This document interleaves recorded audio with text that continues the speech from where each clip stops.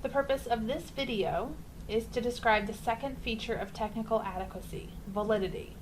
You will learn the definition of validity and how to identify different types of validity evidence. Validity is defined as the extent to which the scores from the test measure what the test claims to measure.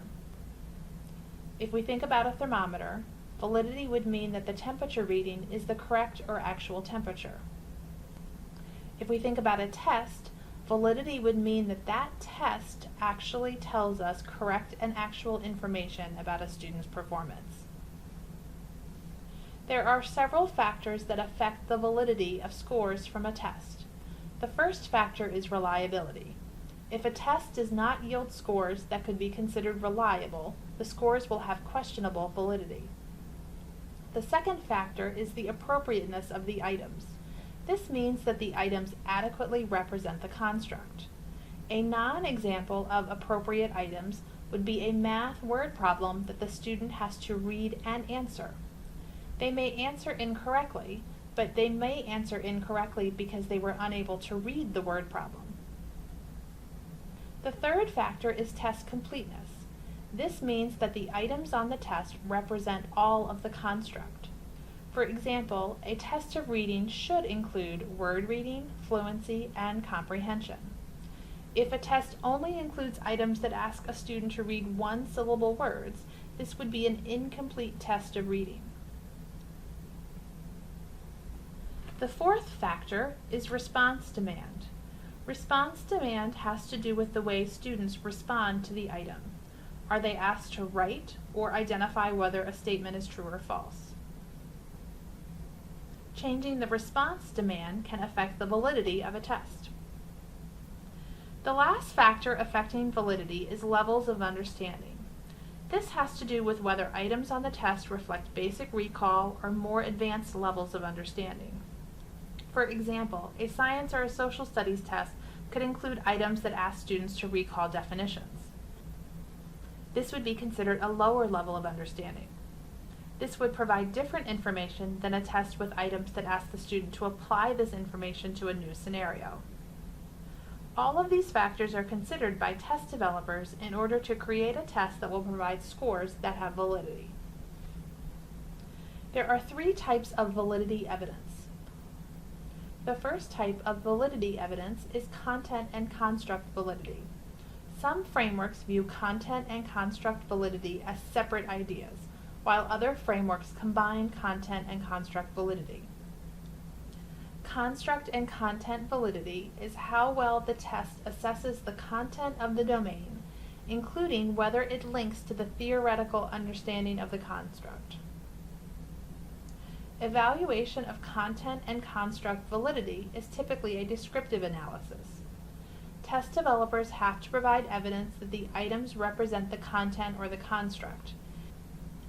In many cases, this is done by linking the items to curriculum standards established by professional organizations. For example, most math tests are linked to the curriculum standards of the National Council of Teachers of Mathematics, or NCTM. Test developers also have to provide evidence that experts in that area agree that the items represent the content of the test. We can see this illustrated in this example. Here's an example of several items from a spelling test. This spelling test requires individuals to identify which word goes in the blank. The words are words that are commonly confused or contractions which are commonly confused. In considering the content validity of this assessment, we might ask whether the items represent spelling. We might ask if this set of items represents all of the skills and strategies that represent what a student needs to know about spelling.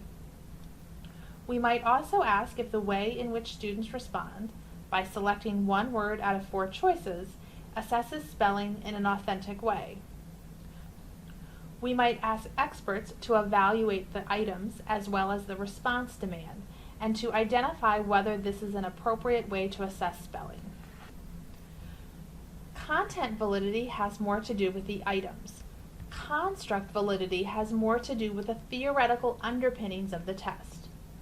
A common practice used by test developers to establish construct validity is to do a statistical analysis called a factor analysis. This figure shows the four-factor model of the KTEA. The rectangles represent individual tests, and the circles represent the construct. The arrows from the construct to the test are the factor weights. We can think of these as similar to a correlation coefficient. We would expect that tests that are related to each other would have higher factor weights. If there were a test that was not related to the construct, the factor weights would be low. If you see a figure like this in a technical manual, it indicates that the test developers used factor analysis to establish construct validity. The second type of validity evidence is criterion-related validity. Criterion-related validity is the relationship between this test and an established test of the same content. If I wanted to establish the Blue Hen test of educational achievement, I would look at the relationship between this new Blue Hen test of educational achievement and the Kaufman test of educational achievement.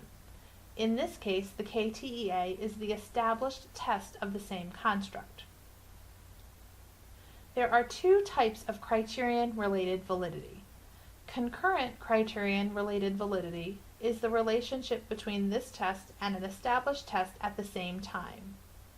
Predictive criterion-related validity is when the relationship between this test and the established test is evaluated over longer periods of time.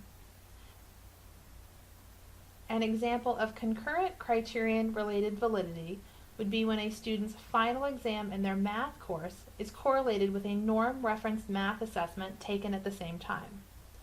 An example of predictive criterion-related validity would be SAT scores that are used to predict college GPA. Predictive criterion-related validity is important for tests that are used for screening, as they are used to predict performance on a later outcome, such as a high-stakes state test. Correlation coefficients are also used as a way to establish the strength of the relationship. When correlation coefficients are used to describe a test validity, they are called validity coefficients. Test developers must provide evidence of concurrent and predictive validity in their technical manuals. Here is a chart from the KTEA technical manual which describes the relationship between the KTEA and the Wyatt.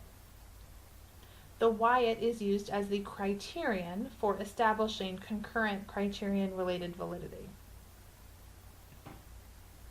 If we were interested in the criterion-related validity for reading comprehension for the KTEA, we would look at the relationship between the KTEA reading comprehension test and the Wyatt reading comprehension test.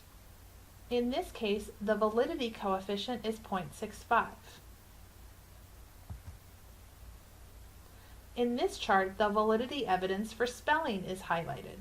The KTEA spelling test is correlated with the Wyatt spelling test. The validity coefficient is 0.87. In this chart, the KTEA nonsense word decoding test is correlated with a similar test from the Wyatt called pseudo-word reading. The validity coefficient is 0.71. In the presentation on reliability, the criteria for acceptable reliability for certain decisions was described. Hopkins has identified specific descriptors to characterize the strength of a validity coefficient. Validity coefficients above 0.7 are described as strong. Validity coefficients between 0.50 and 0.69 are described as moderate strong. Validity coefficients between 0.30 and 0.49 are described as moderate. Validity coefficients between 0.10 and 0.29 are described as small, and validity coefficients less than 0.09 are described as very small. In the earlier examples, the validity coefficient for reading comprehension would be described as moderately strong, and the validity coefficients for spelling and nonsense word reading would be described as strong. The last type of validity evidence is discriminative validity. There are several different types of discriminative validity, but for this course we will focus on one type. Discriminative validity describes the extent to which the assessment distinguishes between specific groups of students with different skill levels. In special education, we typically consider discriminative validity when we are using diagnostic test or rating scales that are designed around a specific disability or condition. This page shows 3 examples of tests for which discriminative validity would be important. The Connors 3 is a behavior rating scale that helps to distinguish between students with clinically significant behavioral concerns from students who don't have clinically significant behavior concerns. The Shaywitz Dyslexia Screen is a direct assessment of students' reading. It is designed to help distinguish between students with and without dyslexia. The CARS 2, or the Childhood Autism Rating Scale, is a rating scale that focuses on children with autism. It is designed to help distinguish between students with and without autism. For these assessments and similar assessments or rating scales, developers must show evidence that scores on these tests identify subgroups or children who may or may not have a specific condition. Discriminative validity is closely related to the idea of consequential validity. Consequential validity has to do with the appropriateness of decisions that are made on the basis of scores. Given the increased reliance on tests in education, there has been much discussion beyond simply reliability and validity of test. Current conceptualization of test measurement include the idea that test developers must provide evidence that the test yields information that could make appropriate decisions. They must take into consideration the positive and the negative social consequences of a test. For example, what are the positive and negative social consequences of a rating scale for autism? Does the scale help to make appropriate and meaningful decisions that improve the life of a child who has or might have autism? Are there negative consequences for decisions for children who might have autism or who might not have autism? If we think about our thermometer, it should provide information that's reliable, information that's valid, but also information that helps us to make appropriate and meaningful decisions.